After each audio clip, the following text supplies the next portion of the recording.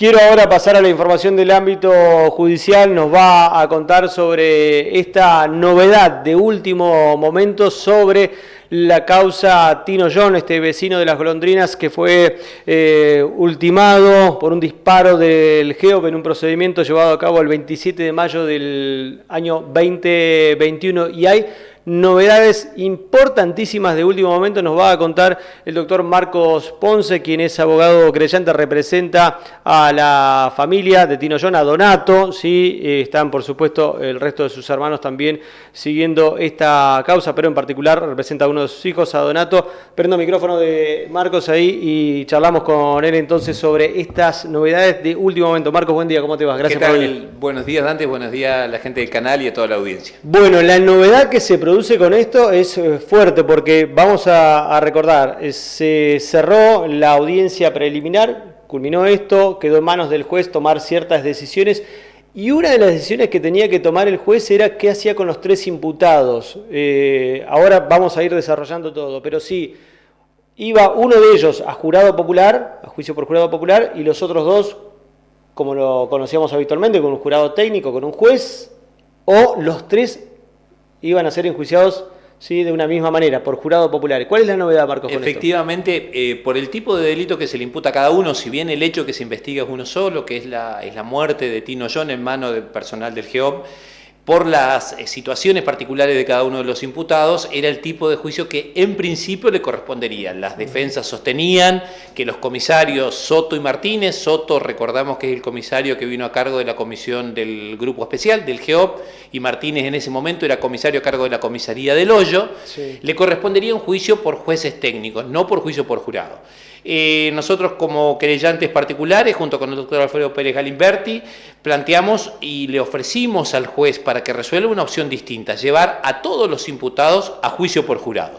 ¿Cuál era nuestro fundamento? Primero, la imposibilidad de poder separar o escindir la actuación de cada uno en relación al hecho concreto. Si sacamos la participación de Soto de Martínez, queda floja la participación de Mogiano. Entonces lo que nosotros pedimos es, y no solamente como interesados, como acusadores, sino para que cada una de las partes pueda ejercer plenamente su derecho de defensa. Sí. Lo que le propusimos al juez es que todas las partes fueran a juicio por jurado, que tenga la posibilidad de someterse a un jurado popular. En el día de hoy, nos notificaron con fecha de hoy, el doctor José Luis Eni, titular de la audiencia preliminar, que resolvió la realización de juicio por jurado para los tres imputados, para Luis Américo Mogiano, para el comisario Martínez y para el comisario Soto, a fecha de determinar por la Oficina Judicial de Lago Pueblo. Bueno, recordemos entonces estos tres imputados, cuál fue la actuación de cada uno de ellos aquel día, aquel fatídico 27 de mayo del 2021.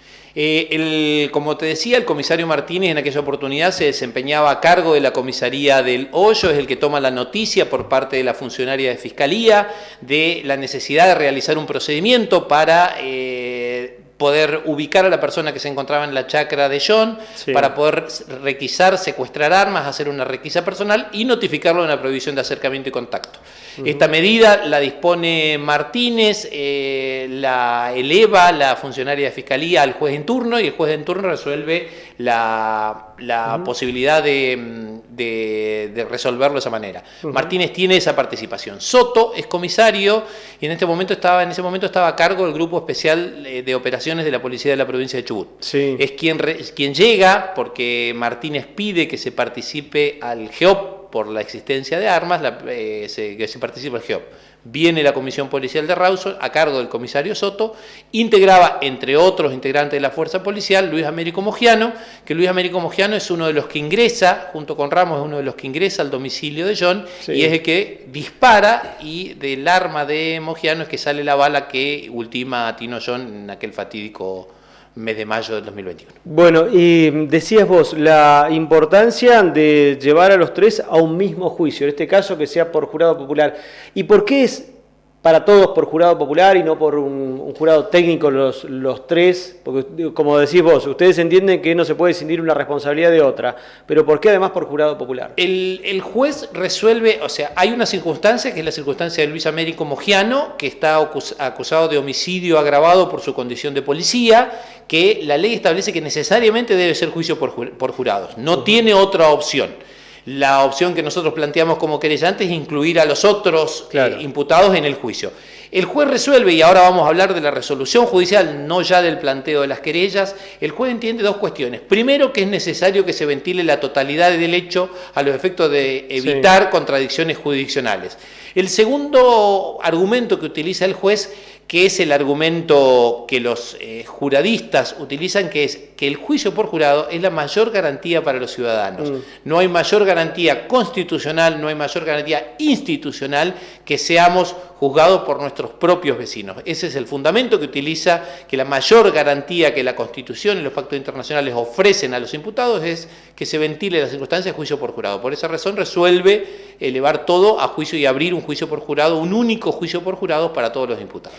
La posibilidad de que un delito llegue a juicio por jurado popular tiene que ver también con la expectativa de pena. Efectivamente, la ley establece una diferencia en 14 años. Los delitos con más de 14 años o más serán juzgados por juicio por jurado y menos de esa pena serán jurados por jueces técnicos, los jueces con los que conocíamos habitualmente. El delito que se le imputa, nosotros imputamos a Soto y a Martínez el delito de homicidio culposo, que tiene una pena mucho menor a esta, pero el juez entiende que sin perjuicio de este escollo de la ley que hubo que saltar, se justifica en normas constitucionales, esto es la mayor garantía para los imputados y para las víctimas que se ventilen un juicio por jurado. Claro, bueno, en el caso de Mogiano sí, digamos, la pena podría ser mayor a los 14 años. Efectivamente, la pena en expectativa de Mogiano es prisión perpetua. Claro.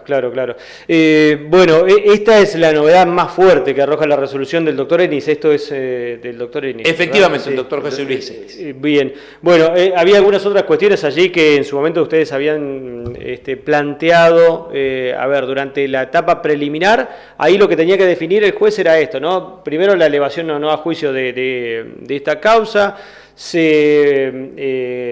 también se hizo el listado de los testigos, digamos, se presentaron los testigos, las pruebas, eso es todo lo que concluyó hasta ahora. Efectivamente, lo que hoy dictó el doctor José Luis Enis se llama auto de elevación a juicio, resuelve la elevación a juicio y resuelve qué prueba de la que propusimos las partes va a ser admitida y qué prueba no va a ser admitida conforme los fundamentos que se fueron desarrollando en aquella audiencia.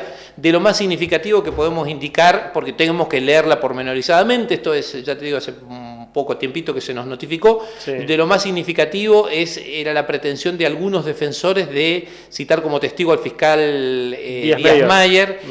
No se lo va a citar como testigo, el juez entiende y en esto acompañó el planteo de estas querellas de que no es testigo, él ha sido una persona que instruyó y una persona que ha emitido un juicio de valor en relación a la situación de Mogiano, por ejemplo. Porque recordemos, claro, él decidió no acusarlo a Mogiano, ¿sí? E incluso no extender la imputación a Soto y a Martínez. Efectivamente, entonces lo que nosotros planteamos es que eso no es una participación neutra, él ha realizado ya una valoración de la prueba. Quien debe valorar las pruebas a partir de ahora va a ser el jurado popular, por lo cual no se puede admitir el ingreso a juicio de personas que vengan a contaminar el criterio de valoración.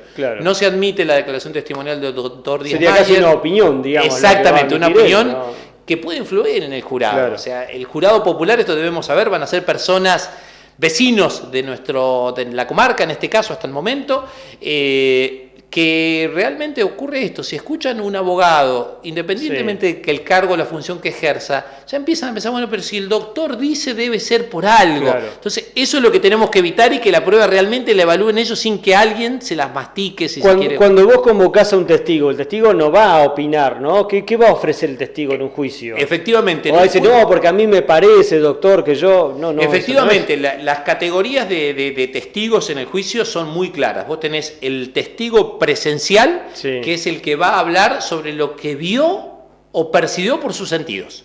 Nada más. En el juicio por jurado, y esto fue una modificación en la anteúltima modificación del Código Procesal Penal, se excluye expresamente el testigo de oídas, ya aquel testigo que dice yo voy a ir a decir lo que escuché, que me dijeron, no es un testigo válido.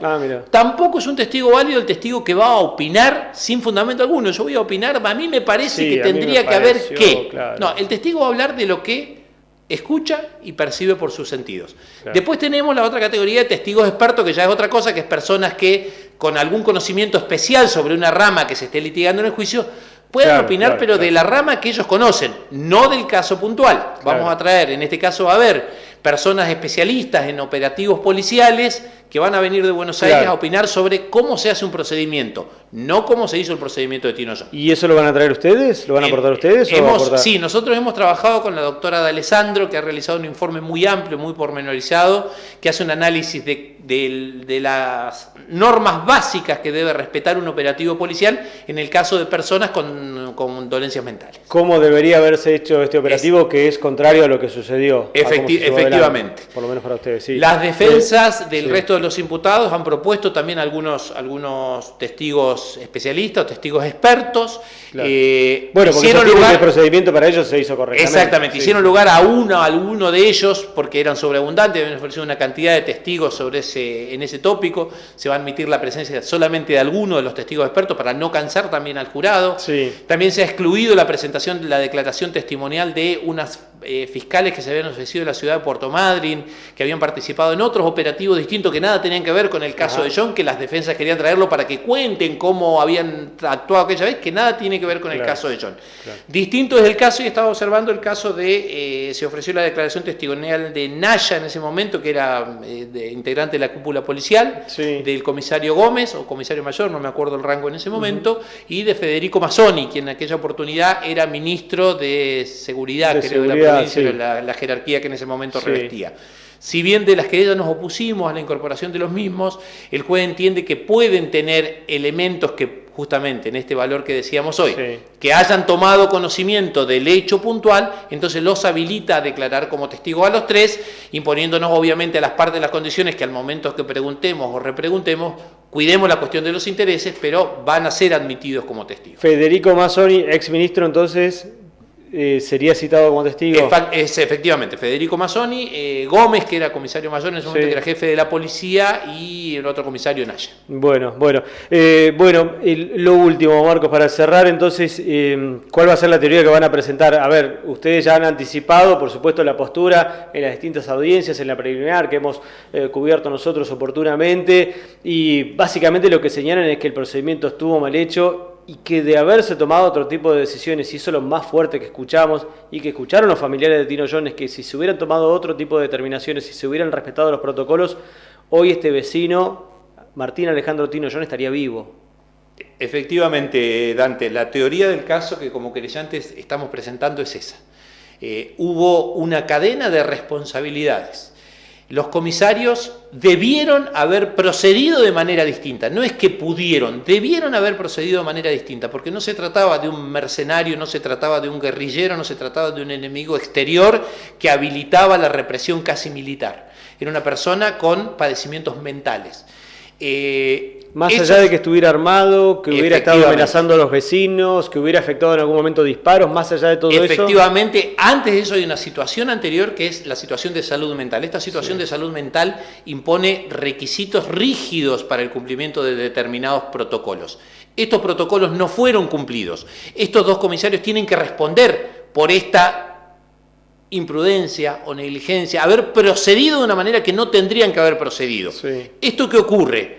Lo pone a Luis Américo Mogiano en una situación de tener que matar. Luis Américo Mogiano también pudo haber decidido resolverlo de manera distinta.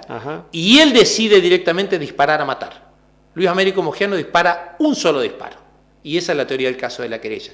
Luis Américo Mogiano no repele disparos.